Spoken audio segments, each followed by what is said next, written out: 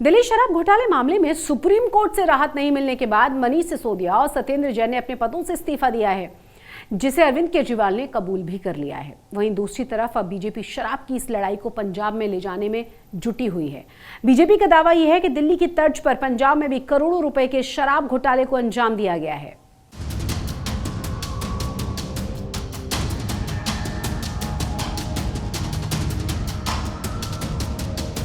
शराब, सीबीआई और सियासत के त्रिकोण में फंसे दिल्ली के डिप्टी सीएम मनीष सिसोदिया को उम्मीद थी कि आज जब सुप्रीम कोर्ट में उनके लिए दायर की पिटीशन पर सुनवाई होगी तो राहत की खबर आएगी, पर घोटाले का मंगल उन पर भारी साबित हुआ।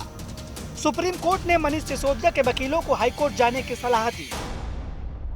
आपकी पार्टी का चरित्र क्या है, भूल गए आप? आप वो पार्टी है मान्यवर जिसके राष्ट्रीय अध्यक्ष बंगारू लक्ष्मण जी को रक्षा सौदे में कमीशन और रिश्वत लेते हुए कैमरे पर पकड़ा गया था। आप मंत्री बने ही क्यों? आम आदमी पार्टी आई ही क्यों? इसका जन्म ही क्यों हुआ? अरे आम आदमी पार्टी का जन्म हुआ है आपको बेनकाब करने के लिए। जो पूरे देश में खोखा खोखा करके आप सरकारों को गिरा रहे हैं, ये लोग भ्रष्टाचार पे बात कर रहे हैं। बताइए आप। हमने नैतिकता के आधार के ऊपर इस्तीफा दिया, ये कहने की बजाय अनेक प्रकार के नाना प्रकार की बातें कही। तो अब मैं यह भी बताना चाहता हूं, आपके तो हर आरोप को सबूत मान लिया जाए, और यहां जांच में जो सबूत माने गए, जिसको आप कोर्ट में भी नहीं काट पाए, उन्हें पूरी तरह गलत मानकर कट्टर ईमानदार का सर्टिफिकेट दे दिया जाए। सुप्रीम कोर्ट के फैसले का सम्मान करते हुए आम आदमी पार्टी ने अब हाई कोर्ट जाने का फैसला किया है। इधर मनीष सिसोदिया के साथ साथ सत्येंद्र जैन ने अपने मंत्री पद से इस्तीफा दे दिया है। आम आदमी पार्टी में नंबर 2 की हैसियत रखने वाले सिसोदिया के पास दिल्ली सरकार के 18 विभागों का कार्यभार था। आखिरकार दिल्ली की जनता की ये बड़ी जीत हुई है। दोनों भ्रष्ट मंत्रियों को, मनीष सिसोदिया और सत्येंद्र जैन को, कैबिनेट से हटना पड़ा है। ये दिल्ली की जनता की जीत है, दिल्ली की माताओं और बहनों की जीत है, और दिल्ली के साथ लूट करने वाले, धोखा करने वाले लोगों को कभी माफ नहीं किया जाएगा। उस न्याय की प्रक्रिया की शुरुआत है।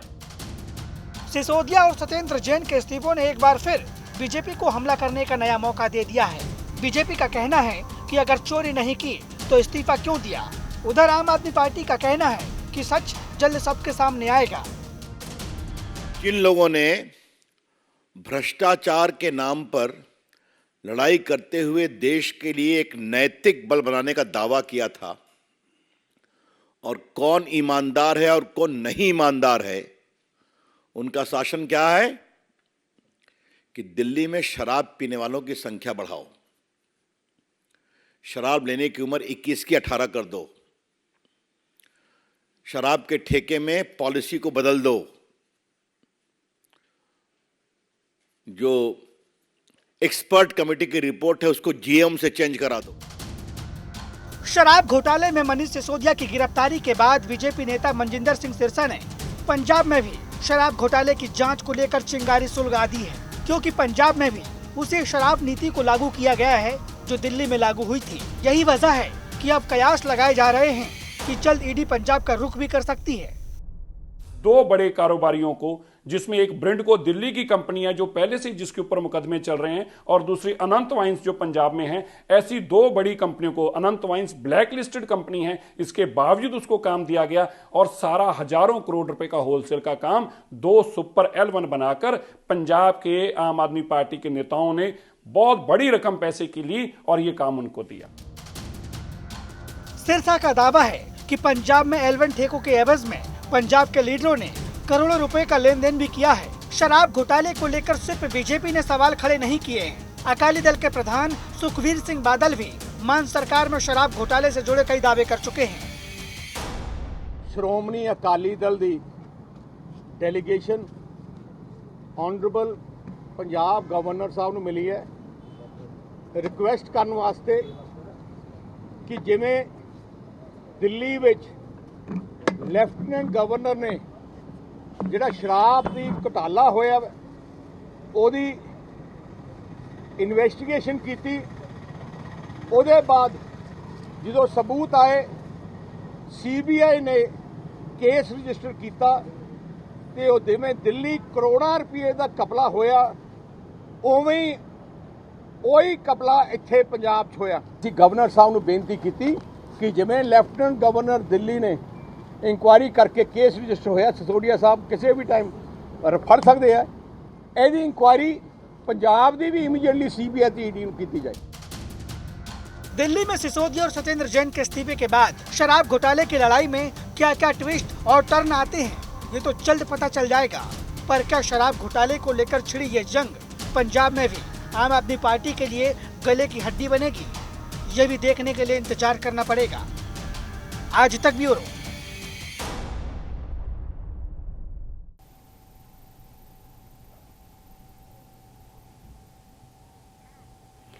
पंजाब में बजट सत्र को लेकर गवर्नर और सीएम मान के बीच चल रही जंग पर आज सुप्रीम कोर्ट में सुनवाई हुई।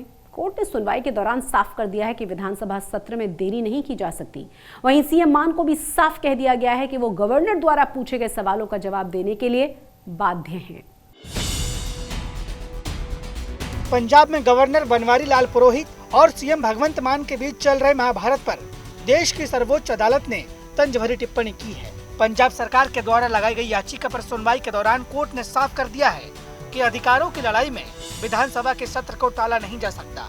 कोर्ट की इस टिप्पणी से यह साफ हो गया है कि 3 मार्च से शुरू होने वाले पंजाब के बजट सत्र में 10 मार्च को मान सरकार अपना बजट पेश करेगी। कोर्ट में सुनवाई के दौरान राज्यपाल के वकील की तरफ से ये कहा गया है कि पंजाब में बजट सत्र बुलाने के लिए राज्यपाल ने इनकार नहीं किया है। सुनवाई के दौरान सुप्रीम कोर्ट के चीफ जस्टिस ने कहा कि संवैधानिक अधिकारियों के बीच हमारे संचार में संवैधानिक संवाद होना चाहिए। ऐसे बयान नहीं हो सकते हैं कि आप कौन हैं या केंद्र आपको कैसे चुनता है। सीएम का ट्वीट चाहे कितना अनुचित क्यों ना हो, विधानसभा सत्र में देरी नहीं की जा सकती। देखिए, पहली तो बात है कि अच्छा हुआ कि बजट सेशन का फैसला हो गया। हम भी चाहते थे कि इसमें पंजाब का नुकसान नहीं होना चाहिए, लेकिन ये बहुत दुर्भाग्यपूर्ण बात है कि जो बात सीएम साहब को खुद जाके गवर्नर साहब के पास बैठ के हल कर लेनी चाहिए थी, उसके लिए वो सुप्रीम कोर्ट जाना उन्होंने बेहतर समझा। जो वो चीज़ अवॉइड करने चाहते थे कि मैं गवर्नर को आंसरेबल नहीं हूँ, वो बात तो सुप्रीम कोर्ट ने क्लियर कर दी कि आपको जवाब देना पड़ेगा। सुप्रीम कोर्ट में सीएम भगवंत मान और गवर्नर VL पुरोहित की एक दूसरे को भेजी चिट्ठियां भी पढ़ी गई, जिसके बाद कोर्ट ने मान सरकार को यह भी साफ कर दिया है कि अगर गवर्नर कोई जानकारी मांगते हैं तो सरकार देने के लिए बाध्य है। पिछले कई दिनों से पंजाब के राज्यपाल भारत के संविधान की धारा 167 के अंतर्गत जो जानकारियां पंजाब सरकार से मांग रहे थे, पंजाब सरकार उनको देने से इनकार कर रही थी। एक पत्र में तो मुख्यमंत्री ने यहाँ तक कहा कि हम आपको जानकारी क्यों दें, आप कौन हैं, आप हमसे पूछ रहे हो कि प्रिंसिपल कैसे सिलेक्ट हुए, आप बताइए गवर्नर कैसे सिलेक्ट होते हैं, गवर्नर की क्या योग्यताएं हैं। और हम तो 3 करोड़ लोगों को जवाब दे हैं, हम आपको जवाब दे नहीं है, हम तो इलेक्टेड को जवाब दे हैं, सिलेक्टेड को नहीं है। अब आपको मिलवाते हैं संगरूर की एक ऐसी महिला किसान से जिसके हुनर और हिम्मत की चर्चा आज पूरे ही पंजाब में है। इस महिला किसान का नाम है राजिंदर कौर, जिसे पंजाब सरकार के द्वारा भी सम्मानित किया जा चुका है। आप भी देखिए।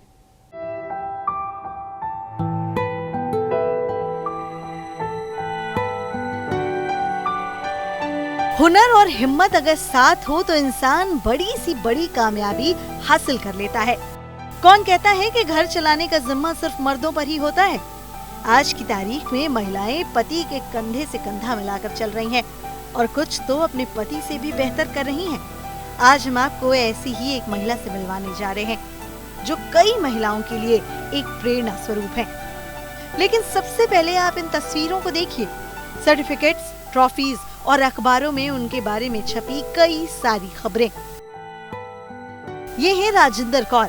राजिंदर कौर आम महिलाओं की तरह घर का सारा काम करती हैं, पर वो यही नहीं रुकती। वो खेतों पर जाकर अपने पति का हाथ भी बटाती हैं। राजिंदर कौर हमेशा एक आम महिला की तरह ही जिंदगी जीना चाहती थी।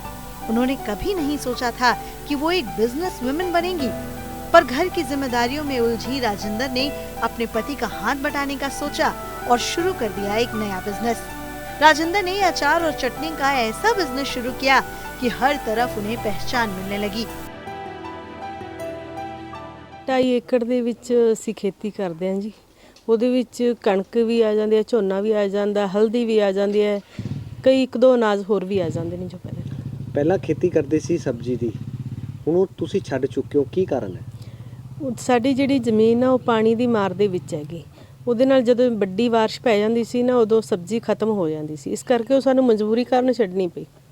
ਖੇਤੀ ਦੇ ਨਾਲ ਆਪਣਾ ਸਹਾਇਕ ਢੰਗ ਦਾ ਇੱਕ ਜਿਹੜਾ ਤੁਰਿਆ ਹੋਇਆਗਾ ਅਚਾਰ ਚਟਨੀਆਂ ਮਸਾਲੇ ਬਣਾਉਣ ਦਾ, ਉਹਦੇ ਨਾਲ ਸਾਡਾ ਬਹੁਤ ਸੋਹਣਾ ਜਿਹੜਾ ਗੁਜ਼ਾਰਾ ਹੋ ਰਿਹਾ ਹੈ।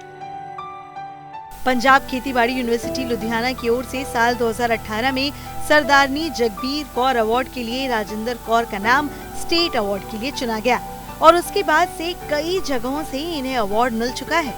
राजेंद्र कौर जब शादी करके इस घर में आईं तो घर चलाने के लिए बस 2.5 एकड़ जमीन थी और वहाँ खेती करने वाले अकेले उनके पति। तब राजेंद्र कौर ने उनका हाथ बटाने के लिए काम शुरू किया, पर जब खर्च निकालना मुश्किल हो गया तो उन्होंने अचार चटनी और मसाले बेचने शुरू कर दिए। उनके पति का कहना है कि वो बहुत लकी हैं कि उन्हें राजेंद्र कौर मिली। नहीं, ਬਹੁਤਿਆਂ ਨੂੰ ਇਹੋ ਜਿਹਾ ਜੀਵਨ ਸਾਥੀ ਨਹੀਂ ਮਿਲਦਾ। ਵੈਸੇ ਮੈਂ ਲੱਕੀ ਆ ਇਹ ਕੰਮ ਦੇ ਵਿੱਚ, ਪਰਮਾਤਮਾ ਦਾ ਧੰਨਵਾਦ ਕਰਦੇ ਹਾਂ ਵੀ ਇਹ ਵੀ ਅਰਦਾਸ ਬੇਨਤੀ ਕਰਦੇ ਹਾਂ ਵੀ ਸੰਗਤ ਅੱਗੇ ਵੀ ਸਾਨੂੰ ਟੋਕ ਵੀ ਨਾ ਲੱਗੇ ਜੇ ਕਿਸੇ ਦੀ, ਤੇ ਕਾਫੀ ਵਧੀਆ ਜਾਨੀ ਕਿ ਸਾਡਾ ਹੈ ਆਪਸ ਦੇ ਵਿੱਚ। ਸ਼ਾਦੀ ਤੋਂ ਪਹਿਲਾਂ ਵੀ ਇਹ ਖੇਤੀਬਾੜੀ ਕਰਦੇ ਰਹੇ ਨੇ, ਕੀ ਕਹਿਣਾ ਚਾਹੁੰਦੇ ਹੋ? ਸ਼ਾਦੀ ਤੋਂ ਬਾਅਦ ਤੁਸੀਂ ਕਿਹਾ ਕਿ ਇਹਨਾਂ ਨੇ ਆਪ ਅੱਗੇ ਆਏ? ਨਹੀਂ ਜੀ, ਸਾਡਾ ਕੋਈ ਕਹਿਣ ਦਾ ਤਾਂ ਮੌਕਾ ਹੀ ਨਹੀਂ ਮਿਲਿਆ। ਇਹ ਆਪਦੇ ਆਪ ਹੀ ਜਾਨੀ ਕਿ ਜਦੋਂ ਇਹ ਆ ਗਏ ਸੀਗੇ ਤੇ ਮੇਰੇ ਮਾਤਾ ਜੀ ਨਹੀਂ ਸੀ, ਮੇਰੇ ਪਿਤਾ ਜੀ भी नहीं ਸੀ, डेथ हो गई ਸੀ ਉਹਨਾਂ ਦੀ ਪਹਿਲੀ। राजेंद्र कौर अपने पति के साथ न अब सिर्फ पंजाब बल्कि हरियाणा और दिल्ली के किसान मेलों में जाकर भी अपना स्टॉल लगाती हैं। इन किसान मेलों से पहले जहां वो खेती सीखती थी, वहीं से अब अपना रोजगार चलाती हैं। संगरूर से बलवंत सिंह विक्की के साथ आज तक ब्यूरो।